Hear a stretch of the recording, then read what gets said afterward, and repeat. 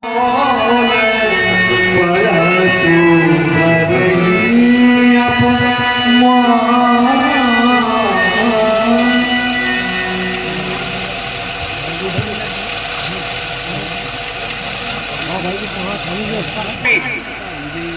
परशुराम जी ने एक घोषणा कर दी,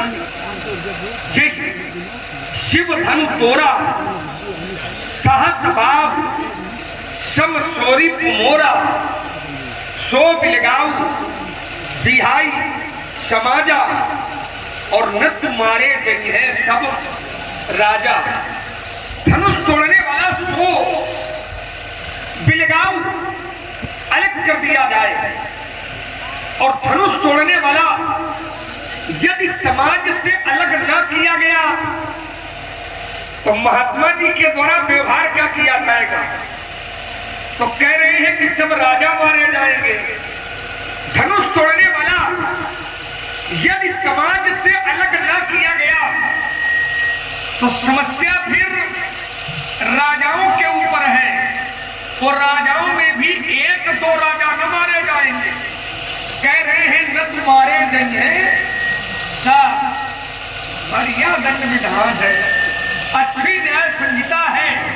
यदि धनुष तोड़ने वाला अलग न हुआ तो फिर सभी राजा मारे जाएंगे। मैं चिंतन करने के लिए बाध्य हो गया कि परशुराम जी कहते हैं कि धनुष तोड़ने वाला समाज से अलग किया जाए और अलग ना हुआ तो राजा मारे जाएंगे। और मेरा विचार है कि धनुष तोड़ने वाले को समाज से अलग करने की आवश्यकता नहीं है। क्यों? क्योंकि धनुष तोड़ने वाला तो समाज से अलग है ही, बस उसको देखने की आवश्यकता है। कहने का भाव नजर नहीं, नजरिया बदलने की जरूरत है। धनुष तोड़ने वाले को अलग करने की आवश्यकता नहीं है, वो तो अलग है ही। अब कैसे अलग है? तो उसके लिए विद्वानों ने एक प्रश्न किया कि धनुष तोड़ने वाला कहां बैठा है? तो आचार्यों ने कहा कि राज समाज विराजत रूरे और उडगन मह जन जुग विदु पूरे। उडगन कहते हैं तारों को और विदु कहते हैं चंद्रमा को। तो धनुष तोड़ने वाला कहां बैठा है? आचार्यों ने कहा राजाओं की सभा में बैठा है। तो राजाओं की सभा में कैसे बैठा है? तो विद्वानों ने कहा वैसे बैठा है जैसे तारों के बीच में चंद्रमा। कैसे बैठा है? जैसे तारों के बीच में चंद्रमा। तो तारों से चंद्रमा को अलग करने की जरूरत नहीं है, चंद्रमा तो तारों से अलग होता ही है। पंडित जी प्रणाम। पृष्ठभूमि और सबको समझना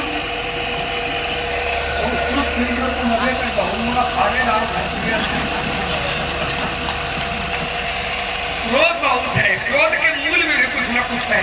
क्योंकि वेदांत का एक सूत्र कहता है कि बिना कारण के कोई कार्य नहीं होता है, कारण होता है तब कार्य होता है। तो महाराज जी क्रोध कर रहे हैं तो क्रोध का भी कारण है। क्या कारण है? तो याद आया कि लगता है कि धनुष टूट गया इसलिए क्रोध कर रहे हैं। एक बात बता दे हमने, यदि क्रोध का करना धनुष का टूटता है तो फिर बहुत धनुष की तोड़ी लड़काई, लड़काई में हमने बहुत तोड़ी है और जब हमने बहुत तोड़ी तब कबहू ना असरिस, असरिस कसरिस। हाँ, दो शब्द होते हैं, एक है अस और दूसरा है कस। अस माने होता है ऐसा और कस माने कैसा। आज हम सब कुछ खोल के लेकिन परेशान ना भाई तो खुले खुल जाओ। भगवान बना घूमता है तो कहीं न खुल जाए है। इनसे देखो आज सब खोल के चिंता नहीं। सुमित्रानंद लक्ष्मण, मेरी बात यहाँ के रिश्ताता राजा जनक से हुई। मैंने उससे पूछा कि अजगव का खनन किसने किया? उसे बताओ या दिखाओ। बताया जाता है नाम, दिखाया जाता है रूप, और इन दोनों कारों में से वो कोई काम संपादित तो नहीं कर पाया, मौन हो गया। तेरा भैया बोल था, उसके द्वारा भी निश्चयवा की सम नाम का प्रयोग। श्रीमान जी आए, मैंने सोचा उत्तर मिलेगा, उत्तर तो बड़े बड़े और लक्ष्मण ने जो बिंदु दिए हैं। आकाश में कोई पूछे मंगल तारा कौन है, व्यक्ति नहीं बता पाए।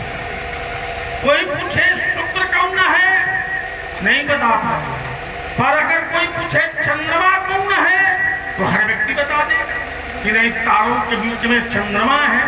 पर ये नजरिया की है चर्चा। अब ज्योतिषाचार अगर उसी को देखेगा तो वो प्रश्न कर देगा कि आज कौन सा चंद्रमा है, कर्क का है कि सिंह का है। तब क्या होगा?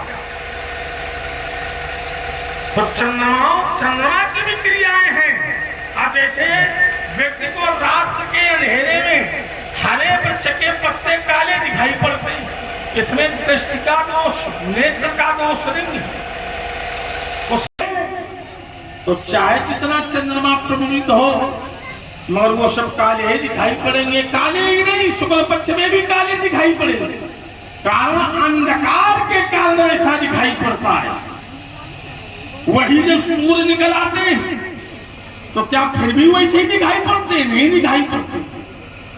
कारण अब सूर्य जब उदय होता है तो हरित क्रांति दिखाई पड़ जाती है, और जब सूर्य अस्त हो जाता है, अंधेरा हो जाता है, तो अंधेरे में तुम वृक्षों के पत्ते हरे दिखाई पड़ेंगे, काले दिखाई पड़ेंगे। सामने तक कोई व्यक्ति आ रहा है, वो तुम्हें काला दिखाई पड़ेगा। अगर प्रकाश नहीं है कोई। अब कहीं नहीं, धन तोड़ने वाला समाज में उपस्थित है, हमें नहीं मालूम, हमें नहीं मालूम।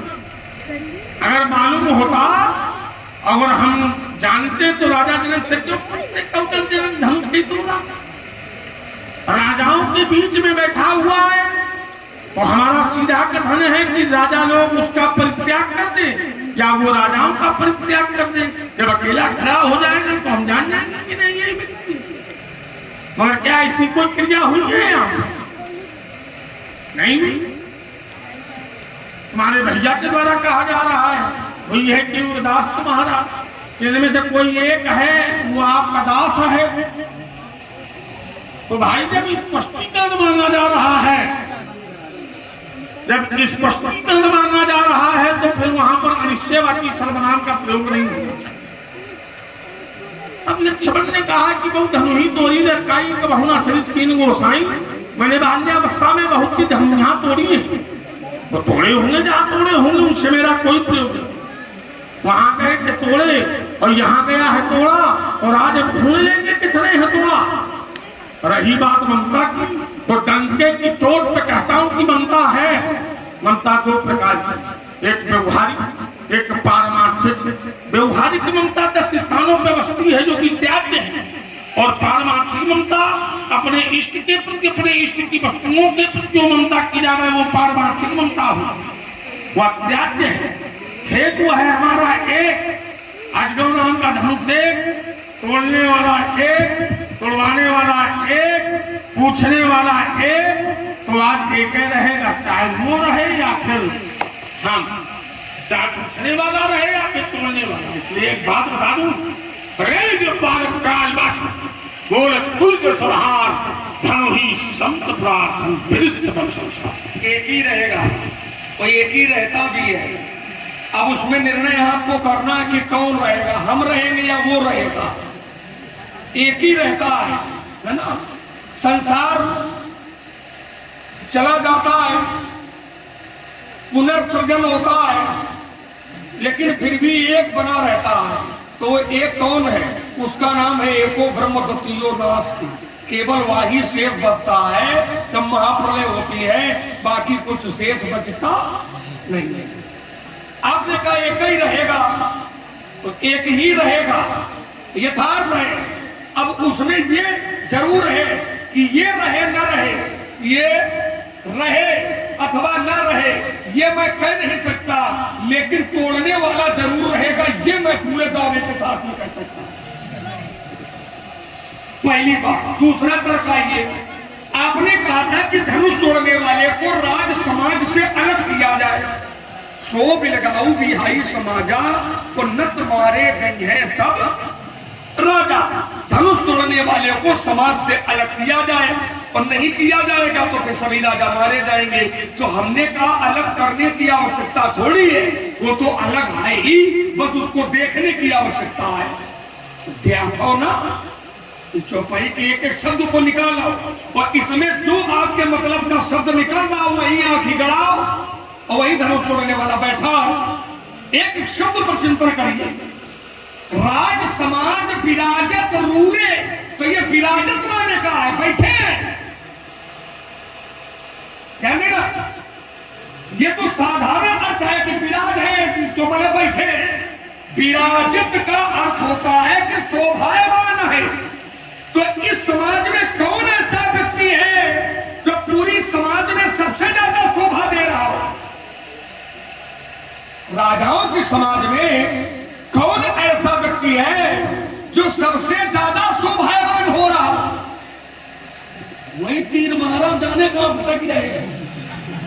हाँ ये है कि बाबा ईश्वर ने देखने के लिए दिया है, तो शोभायमान कौन है? इन लोगों ने भी देखा था किसको, जब वो शोभा की मूर्ति इस राज समाज में पधारी, इस नगर में पधारी, तो धाए धाम काम सब त्यागी और मनहुरंत निधि लूटन लागी। इसीलिए कह रहे थे कि नजर नहीं, नजरिया बदला हो तुम्हारी आंखी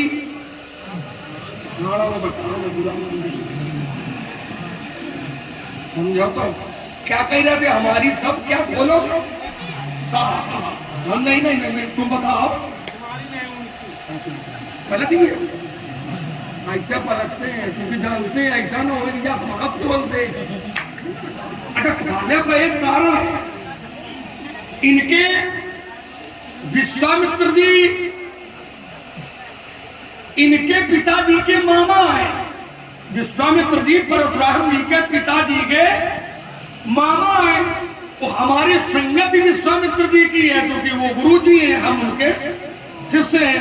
तो इनकी पूरी पोल उन्होंने हमको बता डाली है, इसलिए तुरंत पलट के बोले तुम्हार नहीं उनकी है। इनकी जितनी पोल थी वो हमको मालूम है महाराज, इसलिए तुम हमार न खोलो। अच्छा, हमारी तुम खोलोगे भी का? हमारी तो खुली किताब है। लक्ष्मण का जीवन केवल राम जी के अधीनस्थ है, बाकी संसार में तुमसे का तुम्हारे 3 पैसा दाम है, उनसे कब लेना देना नहीं है। पर जहां बात अन्याय की हो जाएगी, जहां बात अधर्म की हो जाएगी, जहां बात समाज के विरोध की हो जाएगी, जहां बात सज्जनों के प्रतिष्ठा मान सम्मान की हो जाएगी, वहां पर फिर ये चुप बैठने वाला नहीं है। भले ही परशुराम क्यों ना साक्षात काल आकर के खड़ा हो जाए, तो काल से भी हम 2-2 हाथ करने के लिए तैयार खड़े हैं ना। इसलिए समझिए, धनुष तोड़ने वाला अलग है, और जब अलग है, अब आपने सुने 34 का एक नया प्रकार की, वो किस राज्य का चंद्रमा है? हमका तुमसे कुंडली नहीं दिखावे का है, समझे भाई? समस्या आपके धनुष तोड़ने वाले की खोज है, तो हमने धनुष तोड़ने वाले की खोज का आपको साधन बताया है। अब तुम कुंडली बनावन लगे कि कौन राशि का है, मकर राशि का है कि धनु राशि का है कि वृश्चिक राशि का है, तो कुंडली नहीं दिखाना क्या? बिया हुई का है, बिया पहले कुंडली दिखाई जाती है, बिया हो चुका है। टूटत ही धनु भयऊ विवाहु और सुर मुनि नाग विदित सब का। तो कुंडली उंडली न देखो, केवल तो धनुष तोड़ने वाले का देखा, उसको नहीं देख पा रहे हो, और इसीलिए आप विरोध कर रहे हो। आपने कहा ममता है हमें, तो ये ममता शब्द क्या ये गुरु के लिए सटीक बैठेगा? तो चिंतन किया तो निष्कर्ष मिला कि ममता के 10 स्थान है। कौन कौन है? जननी, जनक, बंधु, सुत, तारा, तन धन भवन, सुहृद, परिवारा, ये ममता के 10 स्थान है। लेकिन जो गुरु जी हैं वो ममता के स्थानों में नहीं है। गुरु जी से जीव को ममता करने का अधिकार नहीं है। गुरु जी से श्रद्धा कर सकता है, गुरु जी से आस्था रख सकता है, गुरु जी से भक्ति कर सकता है, लेकिन गुरु जी से ममता नहीं कर सकता है। क्यों? क्योंकि ममता, मम माने मेरा, ता माने ये आसक्ति का द्योतक है। तो गुरु जी से आसक्ति नहीं होती, गुरु जी से भक्ति होती है। आसक्ति और भक्ति, इसमें अंतर होता है। जो भक्ति है वो ईश्वर के पास जाने का मार्ग प्रशस्त करवाती है, लेकिन जो आसक्ति है वो ईश्वर के पास जाने में बाधा पैदा करती है। तो गुरु से ममता नहीं, गुरु से भक्ति होती है। पहली बात आपने कहा ममता है, क्योंकि ये गुरु जी का है, तो गुरु जी से ममता नहीं होती है, वार्ता लंबी ना हो, इसलिए मैं विराम लगाता हूँ और व्यास जी संदीप सिंह से चाहूंगा कि तुरंत व्यास में पढ़ूंगा। बढ़िया बोले भाई, बहुत सुंदर बोले, बहुत अच्छा बोले, इतना बढ़िया कोई बोल नहीं सकता। इतनी अच्छी बात इतने खराब ढंग से प्रस्तुत की है तो बताओ जो पुरस्कार मांगो चाहते हैं। नहीं, हमें नहीं चाहिए, नहीं दे रहा। देखो तो कितनी बात करता है। एक बात आई कि हमें तुम्हें कुंडली नहीं दिखावे का, बेटा तुम दिखाओ चाहे नहीं दिखाओ, जब कोई प्रश्न आता है तो प्रश्न कुंडली भी बनती है। और जो आचार्यगण है बिना प्रश्न कुंडली के आगे चलते नहीं है। तो बेटा जितनी चर्चाएं हैं कुंडली की, आज हम तुम्हारी कुंडली बना के छोड़वे ढंग से कि कहां लगे हो। राजकुमार लक्ष्मण ने कहा कि वो समाज में विराजमान है और वो सबसे अलग है, मगर क्या इस बात से परशुराम विज्ञ है? क्या परशुराम उसको जानता है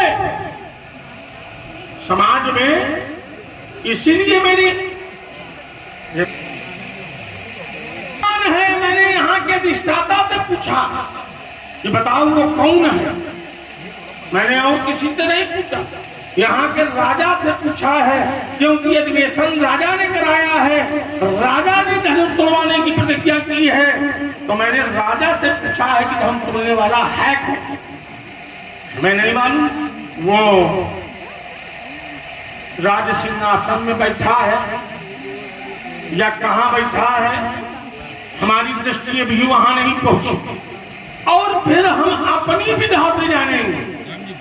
हमारी विधा है, हम अपनी विधा के अंतर्गत जानेंगे। अब तुम कहते हो वो समाज में अमुक जगह विद्यमान है, तुम किसी को भी कह सकते हो, तो तुम्हारी क्या हम बात मान ले? नहीं माने। हम अपनी विधा से जानेंगे कि वो कहाँ है, कैसा है, कब से है।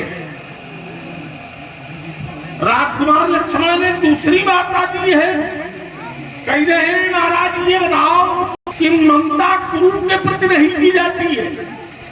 मम माने मेरा, ता माने बन जाना, मेरा है बन जाना, नमम माने छूट जाना।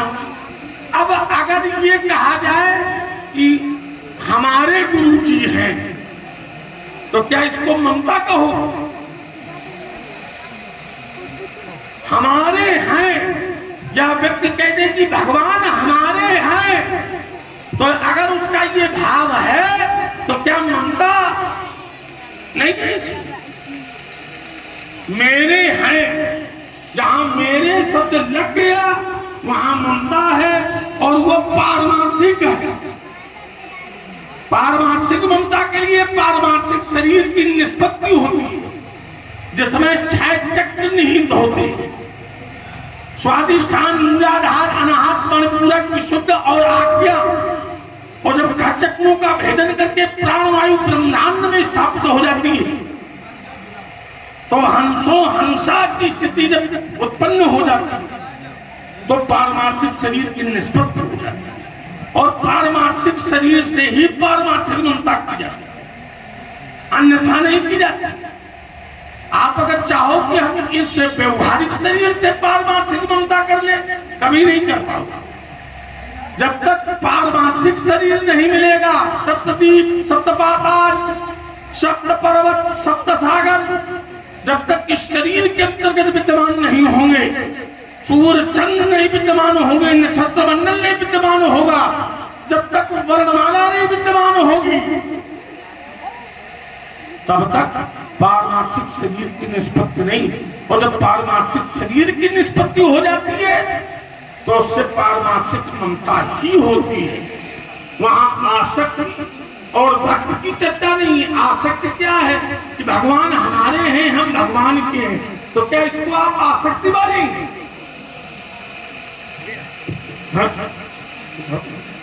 बोले देखो भगवान हमारे हैं तो भगवान से ममता थोड़ी होती है। भगवान से लोग श्रद्धा करते हैं, भगवान से आस्था रखते हैं, भगवान से भक्ति करते हैं, कि भगवान से लोग ममता करते हैं। तो आपने ये ममता शब्द की अभी विवेचना की कि ममता माने होता है बंधना। तो भगवान के पास जो जीव जाता है वो बंध करके जाता है कि छूट के जाता है? भगवान के पास जो जीव जाता है वो बंध करके जाता है, जब छूट जाता है तब जाता है। अगर बंधा रहेगा तो संसार में रहेगा, अगर छूट जाएगा तो ईश्वर के आ जाएगा। इसीलिए मैंने कहा था कि ममता ये गुरु से बनेगी ही नहीं, क्योंकि मम माने मेरा, ता माने आसक्ति। जहां से आसक्ति का जन्म होता है वो ममता, और जो गुरु है उससे ममता नहीं होती है। ममता क्या होती है? ममता माता से होती है, ममता पिता से होती है, ममता भाई से होती है, ममता लड़के से होती है, ममता पत्नी से होती है, लेकिन ममता गुरु से नहीं होती है। तो विचार करें, चिंता करें आप, क्योंकि मम माने मेरा, पत्ता माने आसक्ति, और ईश्वर से आसक्ति नहीं होती है, ईश्वर से भक्ति होती है। अब जैसे आपने कहा भगवान मेरे हैं, तो भगवान मेरे हैं, तो क्या ये आसक्ति है? क्या ये आसक्ति नहीं, ये भक्ति है। और ये पत्नी मेरी है, ये लड़का मेरा है, इतनी जमीन मेरी है, ये आसक्ति है।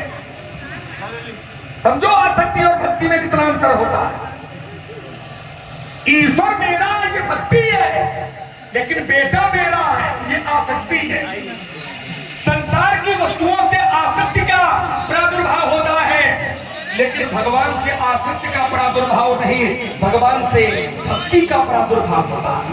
इसको समझने की आवश्यकता पड़ेगी आपको। आपने कहा धर्म छोड़ने वाला बैठा है, कि मैं नहीं जानता, यही जनाने का तो प्रयास कर रहा हूं कि पूरी समाज को देख लो, अब पूरी समाज में निर्णय ले कि सबसे अच्छा व्यक्ति कौन है, उसी पर तो चिंता करना है। पूरी समाज को देखो और ये फिर तो स्वयं देखो, किसी के बताने पर विश्वास न करो, क्योंकि हमने प्रमाण दिया है ना कि राज समाज विराजत रूरे, जिसके बैठने से राज समाज में वो व्यक्ति शोभा को प्राप्त हो रहा है। तो राज समाज में ऐसा कौन व्यक्ति है जो शोभा को प्राप्त हो रहा है? अपने आप तुमको दिखाई पड़ेगा। होना चाहा तो वो एक अलग है। अब तुम वो जाए, हम कहीं गए और किसी से पूछा कि भैया ये गांव कितनी दूर पर है, तो साधारण बोलचाल में लोग अरे बोले ज्यादा दूर है, बस 4 कदम की दूरी पर आए। तो आप जैसे विद्वान लोग हैं तो गिने 1 2 3 और 4 मजा से आवत ठाड़ भी जाए और मारने के लिए दौड़ पड़े कि बताया था 4 कदम की दूरी पर, 4 कदम तो वही के गांव आया नहीं। समझिए, सब बातें बताई नहीं जाती हैं, चल करके, है ना। कुछ अनुभव भी किया जाता है, कुछ समझा भी जाता है ना। और हमारी कुंडली न बनाओ, हमारी कुंडली सब बनी बनाई जाए, है ना। क्योंकि हम कुंडली पर विश्वास नहीं करते हैं, हम विश्वास अपने कर्म पर करते हैं। अगर हमारे कर्म में ताकत है तो कुंडली उंडली सब बेकार है। देखिए आप लोग सुन रहे हैं, बहुत इतना कि बहुत सम्मान है भाई। दोनों महान विद्वान हैं। तुम समझ रहे हो? हाँ, और आप लोग उत्साहवर्धन करता ही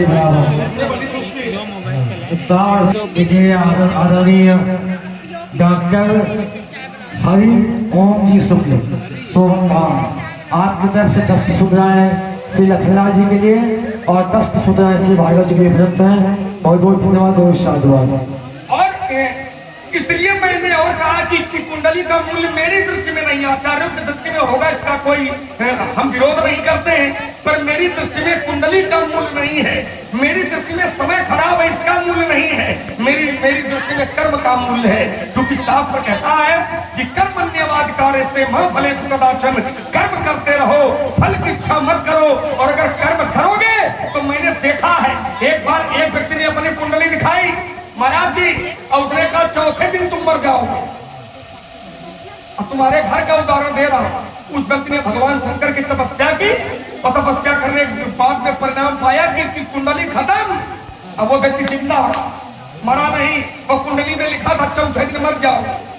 हुआ है न मालूम हो तो बता देंगे बाप, पहले तो सोच लेना हुआ है। और इसी के चौपाई एक और ले लो, हम कर्म पर ज्यादा विश्वास करते हैं और उसके लिए शास्त्र ईश्वर का नाम ले, और ईश्वर के नाम में वो शक्ति होती है, बड़े से बड़ा घर खराब हो, है ना, चाहे जो बैठा हो आपकी कुंडली के गृह में, घर में, लेकिन कुछ भी आपका बिगाड़ नहीं सकता है। क्यों? क्योंकि आचार्य कहते हैं,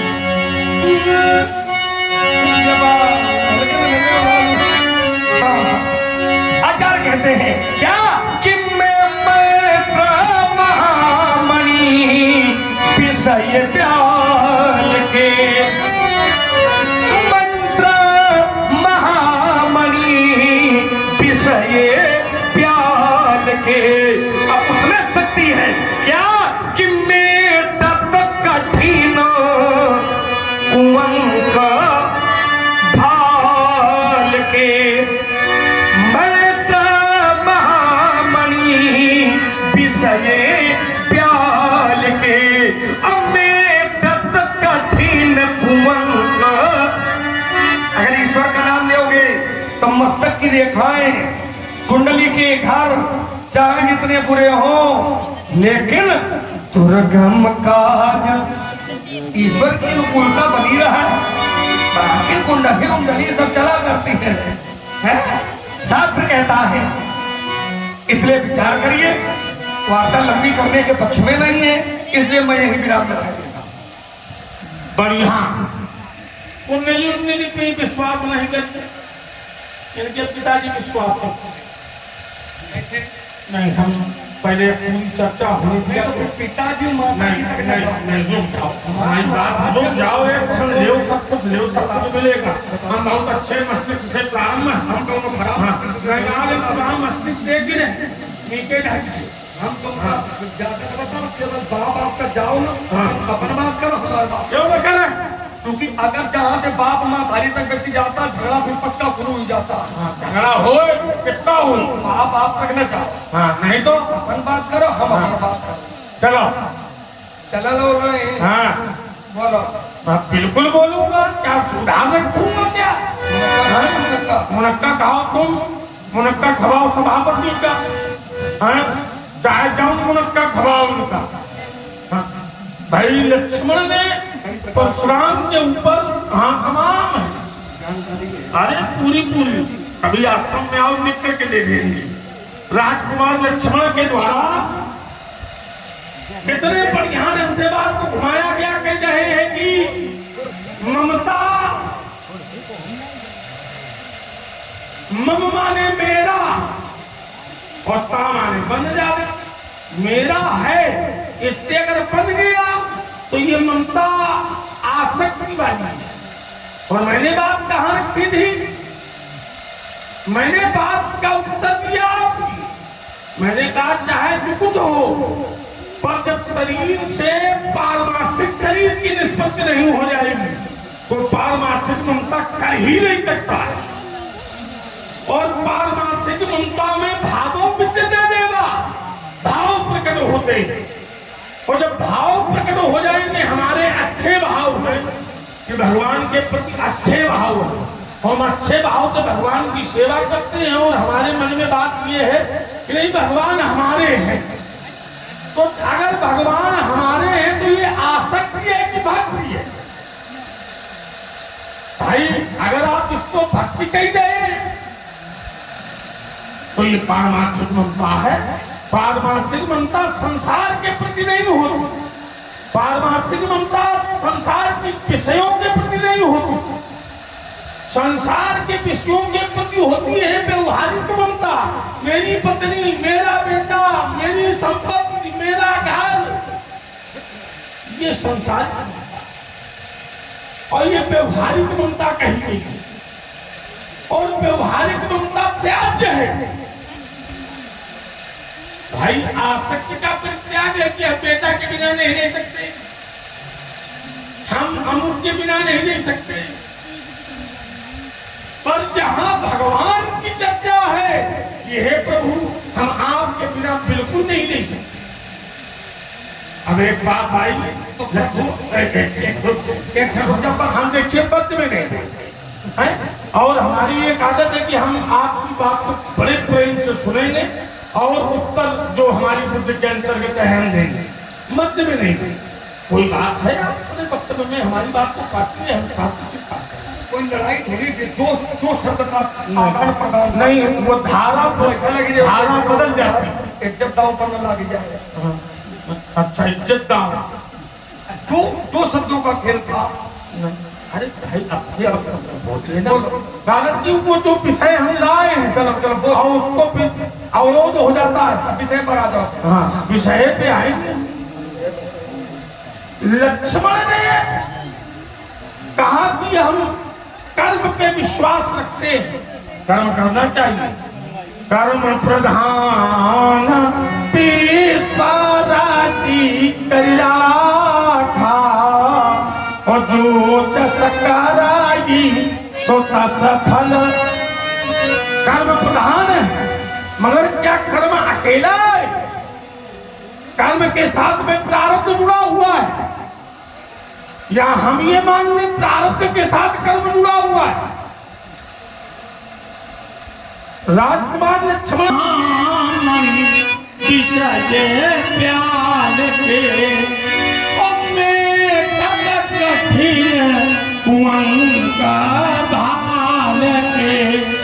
कुंभ को मिटने वाला कौन है? तो बोले नाम, जिसे भोलेनाथ ने मंत्र बना दिया है, और नाम सर्वोपरि है, नाम सर्वोपरि है। नाम जो कर सकता है वो स्वयं परमात्मा नहीं कर सकता है। नाम वो कर सकता है, नारायण जिस नाम लिया और का नाम लिया न लिया, और अमृत पान किया घट भीतर, गंगा जल भी पिया न पिया। वो नाम सर्वोपरि, कोई एक को तारता है पर नाम अनेक को तारता है, नाम अनेकों को तार देता है। तो नाम तो सर्वोपरि है, भोलेनाथ भी नाम जपते हैं, नाम का विरोध थोड़ी बैठता। भाई नाम मंत्र बने हैं, तो नाम जपत मंगल किसके सहू, जब नाम जपेंगे तो दसों दिशाओं में मंगल हो जाएगा।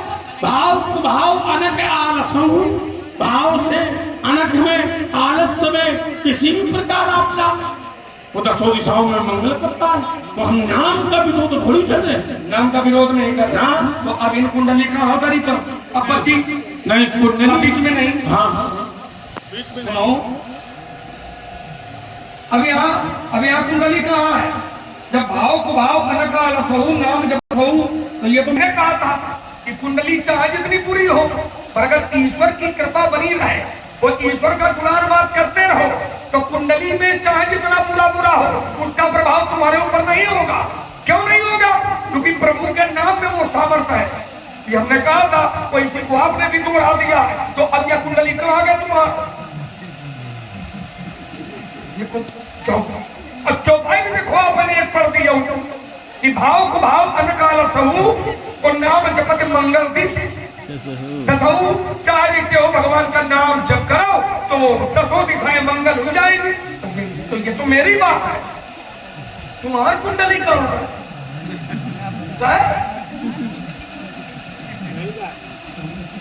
समझो, इसीलिए कहते हैं दो वाक्य में खेल होता है।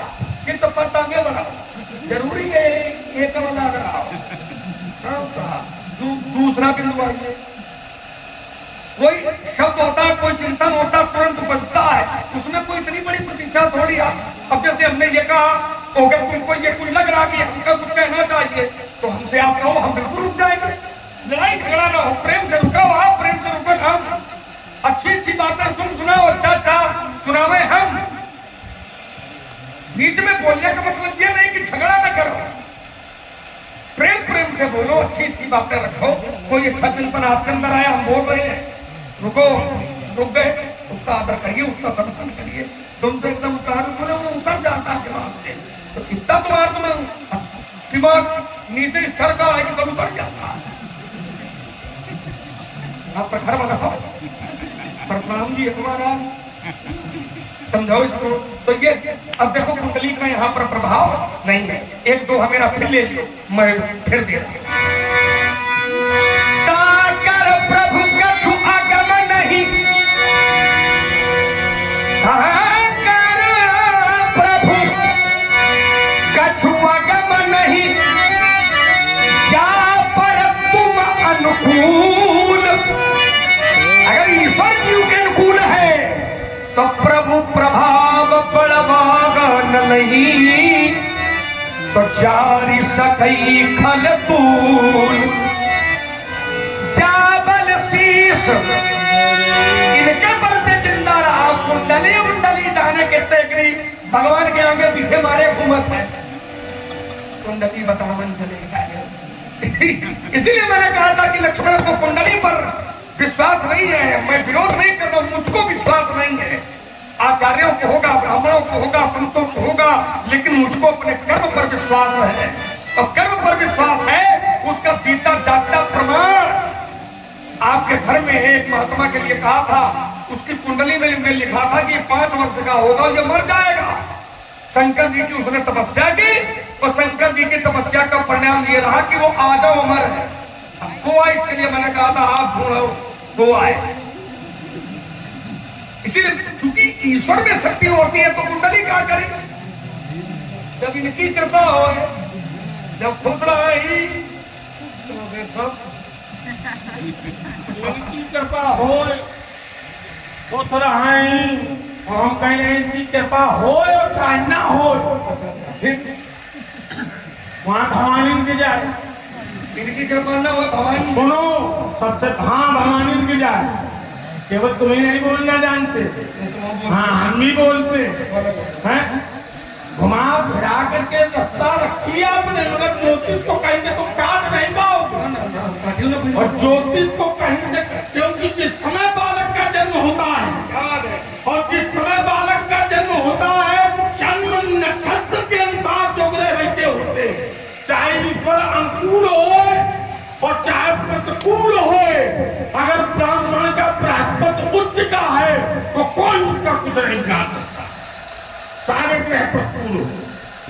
छठी का अगर मंगल उच्च का बैठा हुआ है तो सारे ग्रह अनुकूल हो, तुम्हारे प्रभु अनुकूल ना हो, धनों बढ़त मिलेगी, यश मिलेगा। ज्योतिष कहती है व्यथा में मिथ्या भाषण मत करो। ज्योतिष शास्त्र कभी नगण्य नहीं हो सकता। अगर नगण्य होता तो जिस समय राजा नल के ऊपर शरीर की सालेता लगी तो खूंटी हार ली गई। ईश्वर का तो भक्त था, ईश्वर के प्रति अनुकूल रहता, ईश्वर उसके प्रति अनुकूल रहते थे, मगर क्या ग्रहचार को रोक पाए।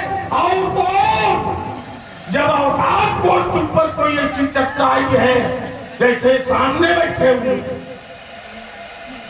जब इनकी व्यवस्था आई जन्म के समय में, दृष्टि शरीर चल पड़ी तो इनको भी सर कटाना पड़ा और सर पे गज का मुख लगाना पड़ा।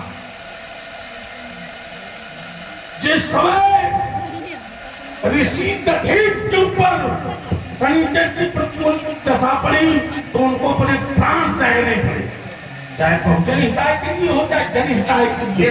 और उनको आपने कहा उस ऋषि के विषय में, वो मकंड के पुत्र मारकंडे की आप चर्चा कर रहे हैं, जिन्होंने माया का प्रलय देखा।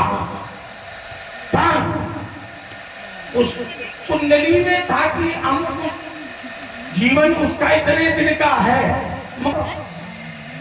अगर तुम भोलेनाथ की आराधना करोगे तो तुम्हारा ये पूरा ग्रह शांत हो जाएगा। जैसे अब जैसे ना बताओ हे बोले तो हमको भी हमारे बीच में आप बोले थे, हम आपके बीच में बोल रहे हैं, अब थोड़े लिए बोल रहे हैं। तो जिनकी आपने चर्चा की वो है मारकंडे। अच्छा, मारकंडे की उनकी आयु 5 वर्ष थी कुंडली में, बाद में उम्र बदल गए तो यह कैसे बदली? ये रास्ता किसने बताया? रास्ता विषय नहीं है। हाँ, हमने ईश्वर का सहारा लिया है। हाँ, ये हाँ। कुंडली बदली तो ये कैसे बदली? ये बदली ग्रहों के आधार पर देखो, अभी हम बताते हैं। गलत बताओ। अरे अभी बताएंगे। ये हाँ। ना था, मालूम है नहीं? मालूम तो नहीं, बदली नहीं है। कुंडली नहीं बदली, ये शंकर जी के वरदान से बदली। और वरदान से क्यों बदली? क्योंकि उन्होंने शंकर जी की तपस्या की। क्योंकि उन्होंने शंकर जी की तपस्या की है, तब बदल गए। 5 वर्ष की आयु थी उनकी, मार्कंडे भगवान की, और शंकर जी ने अभय का वरदान दे दिया। इसलिए मैंने कहा था कि मैं उस पर विश्वास नहीं, मुझको अपने कर्म पर विश्वास है। अगर मैं धार्मिक हूँ, अगर मैं ईश्वर के अधीनस्थ रहूंगा, तो मेरा कोई भी नक्षत्र चाहे जितना बुरा हो, मित्र कभी आपके साथ में बुरा होने वाला नहीं है। और कुंडली तुम्हारा चाहे जितनी नीक हो, और कौनो गलत काम करियो तो कहूँ ना कहूँ तुम पूजे जरूर भी। हाँ, मुझे भी लिखो। उसका कारण है लक्षणों पर कर्म का प्रभाव होता है। शास्त्र कहता है कि जो जैसा कर्म करता है। आपने कहा कभी कभी कर्म प्रारब्ध होता है, अब तुमका यह नहीं मालूम है कि प्रारब्ध ही कर्म होता है। अब जानकारी का अभाव है तो वो के लिए हम क्या करें? ये जो प्रारब्ध है, ये प्रारब्ध भी कर्म है। प्रारब्ध जिसको हम भाग्य कहते हैं, तो ये जो भाग्य है ये भी कर्म है। क्योंकि कर्म 3 प्रकार के होते हैं, संचित, क्रियमाण और प्रारब्ध। 3 प्रकार के कर्म होते हैं, संचित, क्रियमाण और प्रारब्ध। प्रारब्ध इसको लोग कहते हैं भाग्य है, इसका एक नाम भाग्य है, पर है ये कर्म। क्योंकि इसका जो निर्माण होता है वो आपके कर्मों से ही होता है। भले इस जन्म के ना हो तो आगे जन्म के होंगे, आगे के नहीं होंगे तो बात क्या हो। वो इसी का प्रमाण है। महात्मा जब बाणों की सैया पर लेटा है, नाम नहीं लेंगे, आप लोग जानते होंगे, बाणों की सैया में कौन लेटा था? उसको जो बाणों की सैया मिली थी, काहे के लिए मिली थी? भाग्य में था कि कर्म था? उसका भाग्य था कि कर्म था? उसका कर्म था। क्योंकि उसने नारायण से पूछा था कि प्रभु हमने जीवन में कोई काम गलत नहीं किया है जिसके बदले में बाणों की सैया मिले। भगवान ने कहा कि याद करो पिछले जन्म में तो नहीं किया है। उसने कहा 100 जन्मों की याद है, हमने कोई भी गलत काम नहीं किया है। भगवान ने कहा तुम केवल 100 जन्मों की जानते हो, एक आगे की हम जानते हैं। एक तो 3 जन्म पहले तुमने सर्प को अपने नुकीले अस्त्र से उठा करके एक कटीले बच्चे के ऊपर फेंक दिया था। उसी सर्प के शरीर में न जाने कितने कांटे चुभ गए थे, और मरते समय उसी सर्प ने तुमको श्राप दे दिया था, जिसका परिणाम तुम्हें 1 और 3 जन्म बाद में भुगतना पड़ा। तो ये भाग्य जरूर है, पर ये भाग्य है कर्म। क्योंकि कर्म के 3 रूप होते हैं, संचित, क्रियमाण और प्रारब्ध। अब ये क्रियमाण क्या है, संचित क्या है, प्रारब्ध तो लोग भाग्य जानते हैं। प्रारब्ध माने भाग्य होता है, ये जानते हैं। संचित माने क्या है? संचित माने होता है इकट्ठा। और क्रियमाण माने क्या होता? क्रियमाण माने क्या होता है? इसका अलग अर्थ होता है। क्रियमाण का अर्थ होता है कि जैसे हमने कोई कर्म किया और उसका फल हमको तुरंत मिल गया है, ये क्रियमाण कर्म है। कर्म हमने आज किया और फल हमको 10 साल बाद मिले, 50 साल बाद मिले, ये है संचित कर्म। अब क्रियमाण कर्म कैसा है? अब जैसे हमको प्यास लगी, हम रास्ते में जा रहे हैं, हमने कर्म किया, कुएं से पानी निकाला और पानी पिया, तो हमने कर्म किया, पानी निकाला, पानी पिया, तो हमारी प्यास खत्म। ये हमने कर्म तुरंत किया, उसका फल हमको तुरंत मिला। भूख लगी, हमने भोजन की व्यवस्था की, भोजन किया, हमारी भूख शांत हुई, तो कर्म तुरंत किया, उसका फल हमको तुरंत मिला। ये क्रियमाण कर्म है। कर्म आज किया, इसका फल 10 साल बाद, 20 साल बाद, 50 साल बाद, 100 साल बाद, 1 जन्म बाद प्राप्त हो, ये है संचित। और जब कई जन्म लग जाते हैं तो यही कर्म हमारा भाग्य बन जाता है। लेकिन लोग जानते नहीं है, लोग जानते नहीं है, तभी तो ईश्वर पर दोष लगा देते हैं। काल ही कर्म ही ईश्वर ही मिथ्या दोष, न जानकारी का भाव होता है, इसलिए दोष लगा देते हैं। अब जैसे इसी में धनुष में बहुत लोग कहते हैं, जाने कितने लोग बैठे थे, आपने कहा दधीच जी ने भले परोपकार में किया, वो जाने का सनीचर लाग गिरा है। उनके सनीचर कौन लाग गिरा? तुम खुदा सनीचर हो। दधीच जी ने अगर प्राण दिए हैं तो उनकी कुंडली खराब नहीं थी, उसमें भी उनके कर्म है। अगर मूल में जाओगे तो कर्म क्यों है?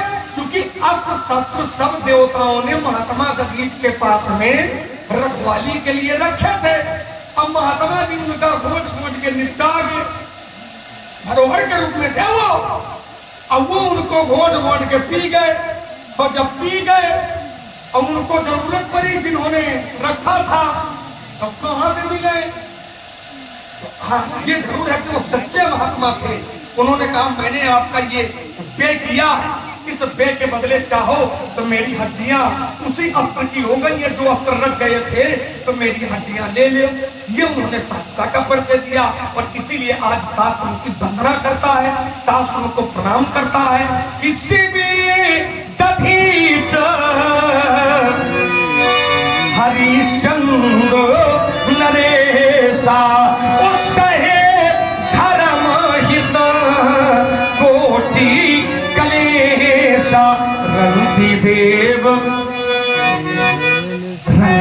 देव बलिभूप सुजान धर्म धरहु सही संकट नाना। आपसे मैं केवल इतना कहता हूं कि का क्षति लाभ, क्या हानि लाभ है धनुष के टूटने से? का क्षति लाभ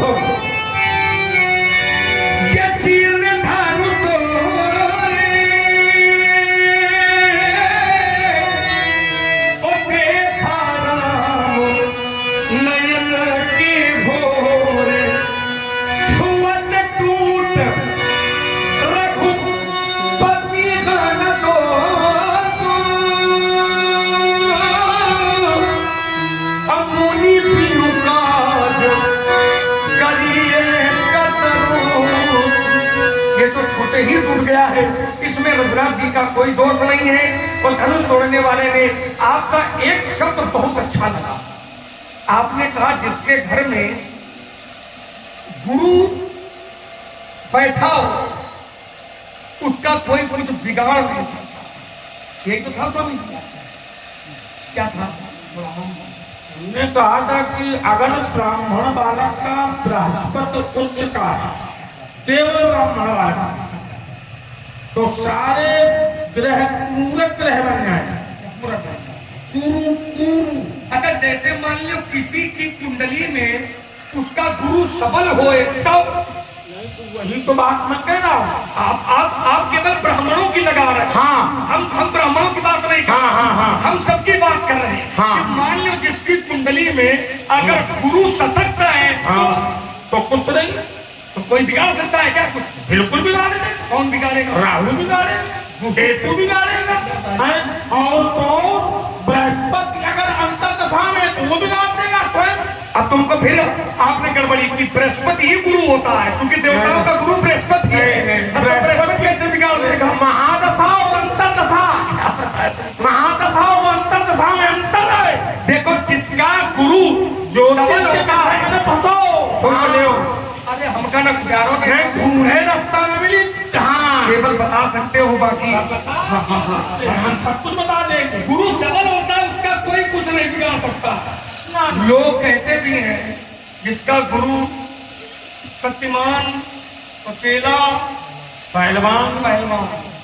अब उसी का परिणाम है कि तोड़ने वाले का गुरु शक्तिमान था तो तोड़ने वाले ने धनुष को फिर समय नहीं लगाया, धनुष को 2 टुकड़ों में परिवर्तित कर दिया। कब किया? जब गुरु ने कहा तब किया।